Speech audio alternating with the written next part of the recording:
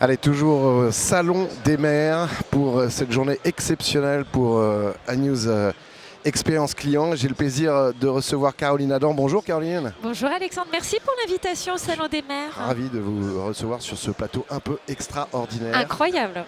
Vous êtes délégué général du SP2C, le syndicat des professionnels des centres de contact. Absolument. Et on va parler avec vous justement de la filière, cette fameuse filière de l'expérience client. Pour rappeler à ceux qui ne le savent pas encore, en France, c'est quand même un secteur qui est en plein développement, qui concerne bien évidemment l'ensemble des métiers, mais aussi des stratégies pour améliorer la satisfaction, la fidélité et l'engagement des clients vis-à-vis d'une marque ou d'une entreprise, et c'est souvent la même chose.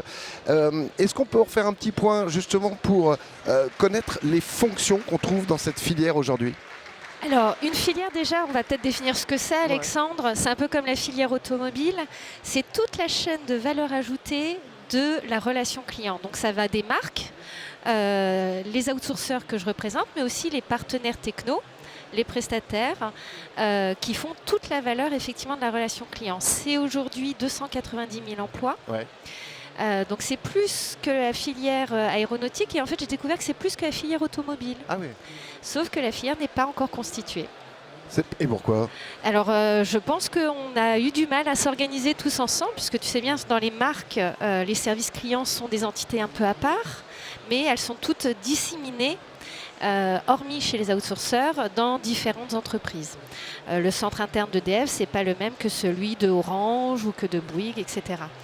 Et donc, il faut constituer cette filière avec les marques, avec l'AFRC, l'Association française de la relation client, qui va les représenter, le SP2C qui représente les outsourceurs, et on va trouver effectivement les partenaires techno qui nous accompagnent au quotidien. AFRC, dont le patron était Aïda Dian, qu'on recevra bientôt sur ce plateau. Alors, est-ce qu'on peut parler des axes de cette filière de l'expérience client ? C'est quoi les axes ? Alors, les axes, c'est quoi ? C'est déjà de démontrer qu'on pèse en termes de poids économique et social sur l'ensemble des territoires en France. C'est pour ça qu'on est au Salon des maires aujourd'hui. À titre d'exemple, on représente effectivement 30% de la filière, donc des 290 000 emplois sont dans les Hauts-de-France. 18% en Nouvelle-Aquitaine, 18% dans le Grand Est. Donc on est effectivement souvent le premier employeur privé d'une ville qui a été souvent en reconversion effectivement économique. Donc c'est démontrer le poids économique et social et derrière obtenir les mêmes subventions que la filière automobile, que la filière aéronautique, puisqu'en plus nos emplois sont des emplois effectivement très, très forts en termes d'insertion. Des subventions qui viennent d'où en général ? Alors souvent de la région, notamment pour accompagner la formation professionnelle, soit initiale pour les étudiants, soit professionnelle pour des salariés en reconversion. Donc vous, au sein du SP2C, vous êtes en contact direct avec les présidents de région, mais aussi les maires, justement ? Absolument. Selon si le site, par exemple, est à Boulogne-sur-Mer, je pense à Armatis, ou à Tourcoing pour Concentrix, en général, on a une relation privilégiée avec les maires, puisqu'on a choisi la commune, enfin mes adhérents ont choisi cette commune, dans l'objectif, effectivement, de la développer. C'est quoi la perception, justement, des élus sur ce métier et cette filière de l'expérience client ? Est-ce qu'ils ont véritablement conscience du nombre d'employés et du potentiel ? Alors, ça dépend des élus. Malheureusement, on traîne encore beaucoup d'idées reçues sur notre secteur. On oublie que c'est majoritairement des CDI, que c'est extrêmement inclusif, que c'est force de mobilité sociale. Certains l'ignorent, pensent encore que c'est un job étudiant que tu fais à temps partiel, ce qui n'est absolument pas le cas en réalité. C'est pour ça qu'on fait les chiffres chaque année pour le démontrer. Et ceux qui nous connaissent par contre sont ravis et le développent et nous permettent effectivement de créer par exemple des CFA dédiés à la relation client, je pense dans les Hauts-de-France. Dans d'autres régions où on est moins implanté, c'est peut-être justement les idées reçues qu'il faut battre en brèche. Mais alors, certains qui nous regardent vont se dire « Ok, très bien, mais moi quand j'appelle le centre d'appel, de relation client d'une des marques pour lesquelles je suis abonné, c'est à l'étranger ». Alors, il y a une partie de nos emplois à l'étranger, ça c'est clairement lié au coût du travail en France. C'est aussi un choix de marque de choisir. Donc, tu as un problème de coût du travail en France. Tu as aussi un problème en termes de qualité d'écrit, par exemple. Il faut savoir qu'à l'étranger, le français écrit est souvent mieux maîtrisé que sur notre métropole. Incroyable. Ouais. Donc, je pense que chaque pays a effectivement ses forces et ses faiblesses dans le cadre de la filière. Alors, vos objectifs à court terme, on va dire 2025, c'est demain ?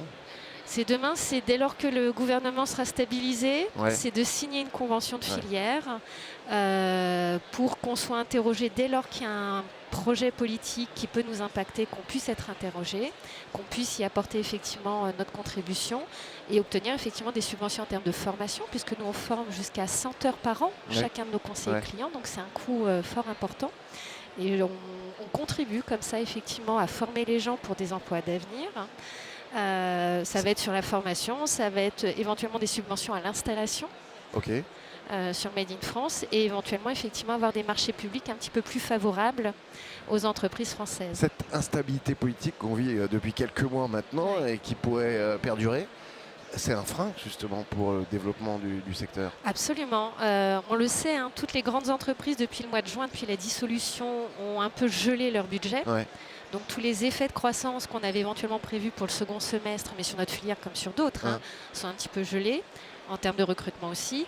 Et on a évidemment des difficultés avec des choix politiques qui sont en discussion actuellement, alors avant au Sénat aujourd'hui, avant l'Assemblée nationale, aujourd'hui au Sénat. Que ce soit sur le projet de loi de finances de la sécurité sociale qui prévoit d'augmenter le coût du travail, et ça serait un vrai frein pour le développement de la filière, ou soit sur le démarchage téléphonique. J'ai vu que vous aviez fait une newsletter sur le sujet. Effectivement. On est effectivement très actifs sur ces deux sujets-là. Ça, c'est un des obstacles de la filière, l'instabilité politique. C'est quoi les autres obstacles ? Je dirais, l'instabilité politique mène à l'instabilité économique, c'est ce que je disais, les marques sont un petit peu plus frileuses. Le deuxième frein, je dirais, c'est la méconnaissance du fait que la relation client, c'est pas un centre de coût, mais bien un centre de profit pour les marques. On a beau le répéter, ça ne rentre pas encore. Ça rentre pas encore. Donc ça, je pense qu'effectivement, c'est le gros travail à faire encore. Communication. Absolument. Et démontrer. Est-ce que parmi ces obstacles, il y a peut-être aussi l'attente client qui est de plus en plus forte avec des clients de plus en plus exigeants? Ça en fait partie? Bien sûr, mais ça fait partie du job. J'ai envie de dire, c'est l'orientation, l'objectif effectivement de tout bon outsourcer que de répondre à la demande client personnalisée. On en parle tous depuis des années, mais de l'omnicanal. Là, on a encore plus de canaux qu'avant avec les réseaux sociaux, donc il faut continuer à se transformer.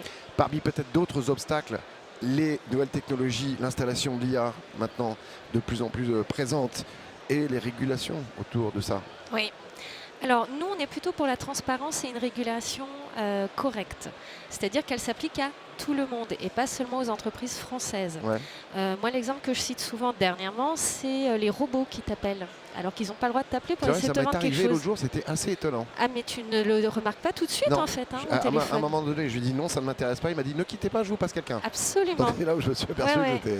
Et ça, c'est interdit. Et en plus, il t'appelle avec un numéro de portable et ça, c'est interdit. Ça, effectivement, le législateur devrait s'en saisir au lieu de se saisir de d'autres sujets qui sont largement encadrés. On en est où justement de ces appels sur le démarchage téléphonique qui nous gênent, nous, clients?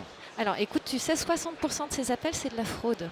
D'accord. Et le projet de loi qui a été adopté au Sénat ne s'attaque pas du tout à la fraude. Ils ont balayé d'un revers de main les 55 000 emplois concernés en France. Donc c'est un peu frustrant. Et ils ont tous admis que ça ne lutterait pas contre la fraude. Donc c'est encore plus frustrant. Ça encadre effectivement la prospection téléphonique et ça interdit surtout la prospection à froid. C'est-à-dire que tu n'as pas le droit d'appeler ton voisin à qui tu n'as pas demandé le consentement avant. C'est un moindre mal. On a maintenu effectivement la prospection sur portefeuille client pour ce qu'on appelle le cross-sell et le upsell. Et on a obtenu effectivement un délai d'application, le temps que tout le monde se transforme vers plutôt des appels sur lead à 2026. Mais il y a encore du chemin politique puisque ça doit encore passer à l'Assemblée nationale. Et d'ici là, il y a encore plein de choses qui peuvent être ajoutées ou supprimées. Vous parliez de formation tout à l'heure, formation étudiant, mais aussi formation en interne. On en est où? Est-ce que pour ces jeunes qui arrivent sur le marché du travail, cette filière, ça peut être un vrai parcours professionnel où on peut grimper les échelons et arriver à des postes chouettes. Absolument. On a 24% de nos collaborateurs chaque année qui bénéficient d'une promotion. Je crois qu'il n'y a pas beaucoup de secteurs d'activité aujourd'hui qui peuvent se prévaloir d'une telle mobilité sociale effectivement verticale, mais aussi transversale, c'est-à-dire aller sur des fonctions support de formation, de qualité. on a 80% de nos managers, donc des directeurs de site par exemple, ou de directeurs de pays, qui sont issus des opérations, c'est-à-dire qu'ils ont commencé en tant que conseiller client. D'accord.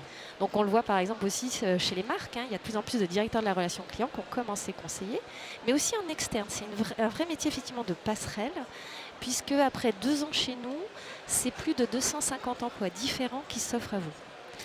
Ah, c'est quand même important. Ouais, c'est énorme. Et donc c'est pour ça que la filière est absolument nécessaire pour le faire découvrir aux jeunes. Comme l'industrie le fait effectivement en valorisant ses métiers, la filière relations clients doit valoriser ses métiers. À ce propos, est-ce que les maires, on est au Salon des maires, je le rappelle, ils sont conscients de ça en termes de formation dans les universités publiques ou même dans les écoles privées qui sont au sein de leur ville ou de leur région? Dans les écoles privées, oui. On est de plus en plus contactés effectivement pour des modules relations clients, expérience client. Donc ça, c'est une réalité. Ouais. La région Normandie est assez exemplaire dans ce cadre-là, notamment sur Rouen, Le Havre et Caen. Où on est sollicité à chaque installation de lycée professionnel pour savoir si une classe relation client a du sens dans cette région. Donc ça commence à essaimer, mais ça sera encore plus simple avec une filière constituée. Et en interne ? En interne, formation interne, en tout cas pour les adhérents du SP2C, ils ont tous une filiale formation où ils forment effectivement leurs collaborateurs, tu sais, sur les services ou produits, sur le discours, relation client, la posture, mais aussi sur les nouvelles technologies, notamment l'IA. Donc nous, c'est essentiel et ça va continuer à être effectivement très impactant dans l'avenir.